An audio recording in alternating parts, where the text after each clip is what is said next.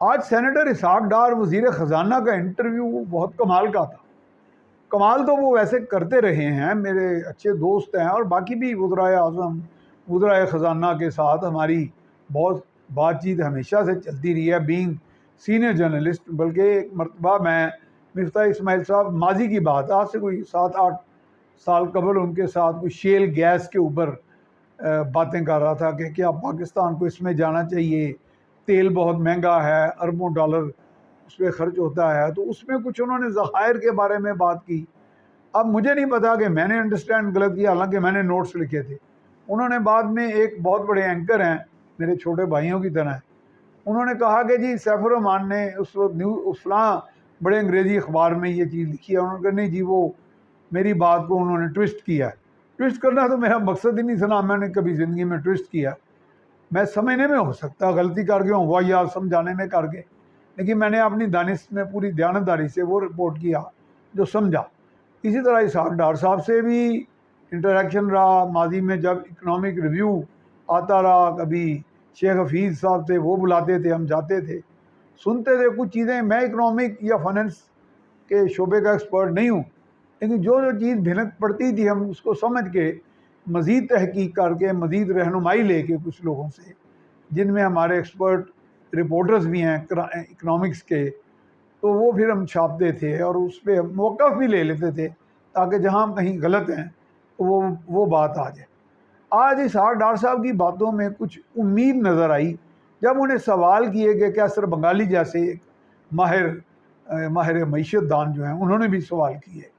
تو انہوں نے، اور لوگ بھی تھے 3-4 جنہوں نے سوال کیے، تو انہوں نے کہا کہ آپ پیسیمزم کا، قنوطیت کے بجائے امید کا راستہ اختیار کریں. ہم دن رات سٹرگل کر رہے ہیں، اور سٹرگل کی بھی شکل یہ نہیں تھی کہ جو انہوں نے بس کہہ دیا کہ جی میں صبح اٹھتا ہوں اور رات کے 2 بجے تک جاگتا ہوں. یہ نہیں، انہوں نے باقاعدہ ایک ترتیب کے ساتھ تاریخوں کو سامنے رکھ کے بتایا، جیسے 9ویں 10ویں 11ویں جائزے کا بتایا آئی ایم ایف کا، کہ اس کے لیے ہم نے پوری تیاری کی ہے. آئی ایم ایف 9واں جائزہ اگر آج سے 3 روز بعد ختم بھی ہو جاتا ہے تو آئی ایم ایف کے ساتھ کچھ معاملات اس حد تک ہم آگے لے گئے ہیں کہ ہم آئی ایم ایف سے ایک وہ کلیئرنس سگنل لے لیں گے جو بین الاقوامی ہماری فنڈنگ کے لیے آسانیاں پیدا کر دے گا.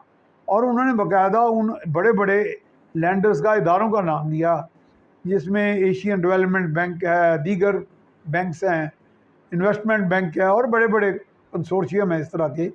انہوں نے ایک لفظ ایسا کہا کہ آئی ایم ایف کو اگر ہم کم امپورٹنس دینا چاہیں، وہ بھی اس وقت نہیں دے سکتے، بلکہ زیادہ وقت بھی بہت سے ممالک نہیں دے سکتے جن کو ضرورت ہو زر مبادلہ کی یا پیسوں کی، یا جن کی معیشت کمزور جا رہی ہو. کیونکہ آئی ایم ایف کو ایک بین الاقوامی صحت، مالیاتی صحت کا ڈاکٹر سمجھا جاتا ہے. یعنی جیسے ڈاکٹر صحت کا سرٹیفکیٹ دے، فٹنس کا، کہ اب یہ مریض سفر کے قابل ہے، تو وہ کہتے ہیں ہمیں وہ فٹنس کا سرٹیفکیٹ لینا ہے آئی ایم ایف سے، تاکہ ہم اور مالیاتی اداروں کی طرف آگے بڑھ سکیں. پلان بی کی بھی ان سے بات کی گئی، تو انہوں نے کہا پلان بی ہے، لیکن اس کو بے وقت یا وقت سے پہلے اس کو بتایا نہیں جا سکتا. اس طرح انہیں سوال کیا گیا. پھر انہوں نے یہ بھی بتایا کہ کس طرح 49,000 ارب روپے کا قرض تھا جب یہ پی ڈی ایم کی حکومت آئی اقتدار میں، آئینی طریقے سے عدم اعتماد کے بعد. تو وہ یعنی کہ بہت بڑا ایک بیک لاگ تھا. پھر آئی ایم ایف کے ساتھ باقاعدہ بات چیت کر کے کسی حد تک، یعنی کافی حد تک، اور بلکہ کچھ ایگریمنٹس کرنے کے بعد ان سے انحراف کیا گیا، جس سے پاکستان کی کریڈیبلٹی کو نقصان پہنچا. ان سے یہ میں بات کر رہا ہوں اس نظریے سے کہ کیا کیا کام ہو رہا ہے، کس سمت میں کام ہو رہا ہے. رزلٹس واقعی 1-2 دنوں میں نہیں آئیں گے، لیکن ان سمتوں میں کام کرنا چاہیے. مثال کے طور پہ ایک سوال کیا گیا کہ اب تو یہ آپ کے ہاں سننے میں آیا کہ جی پروازیں جو آپ براہ راست یہاں سے پاکستان سے یو کے اور دیگر مغربی ممالک، کسی ایک ماضی کے وزیر، پچھلی حکومت کے وزیر کی ایک احمقانہ اسمبلی میں اعلان کے بعد جو تھے وہ بند ہو گئی تھی پروازیں. انہوں نے کہا جی کہ ہاں ہمیں ایک کہا گیا کہ اب سول ایویشن کے کچھ رولز میں آپ ترامیم کریں اور اگلے چند دنوں میں کریں. اس کمیٹی کا بھی آج اجلاس ہوا اور باقی ان کمیٹیز کا بھی اجلاس ہوا. جس طرح یہ بھی بتایا گیا کہ پٹرولیم کی جو باقاعدہ اس کے بانڈنگ کا جو ایک سلسلہ تھا اور ایک پروسیس تھا اس میں بھی بہت تاخیر ہو رہی ہے اور اس میں بھی ڈیڈ لائن بس اگلے چند دنوں کی ہو گئی ہے. اس میں بھی انہوں نے بتایا ڈاکٹر صاحب نے کہ اس پہ میٹنگ ہو گئی ہے اور کل یا پرسوں کہا ریکویسٹ کی گئی ہے کہ پٹرولیم کے منسٹر باقاعدہ اس پہ اعلان کریں گے, پریس کانفرنس کریں گے. یعنی کہ ان چیزوں سے حوصلہ یہ بڑھا کہ جو مشکلات اپنی جگہ موجود ہیں لیکن یہ ہے کہ جو بیماری ہے اس کی تشخیص کر لی گئی ہے.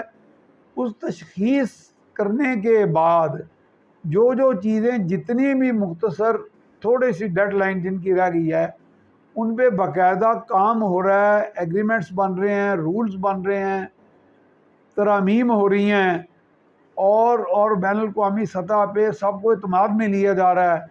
بین الاقوامی مالیاتی صحت کا جو ڈاکٹر ہے اس کے ساتھ بھی معاملات کافی حد تک آگے چلے گئے ہیں. اور پھر یہ بھی ایک معاملہ زیر بحث آیا کہ جو آئی ایم ایف کے علاوہ باقی دیگر جو معاملات تھے وہ بھی زیر بحث آئے اور جس میں کام ہو رہا ہے. تو یہ بھی پوچھا گیا کہ جی یہ جو پٹرول سستا آ رہا ہے اس کا فوراً ان کا جی یہ ریفائنمنٹ ہوگی گئی اور کچھ اور بھی آگے ہوگا. پھر انہیں ایک سوال کیسر بنگالی صاحب کی طرف سے کیا گیا کہ کیا حکومت اخراجات کم نہیں کر سکتی.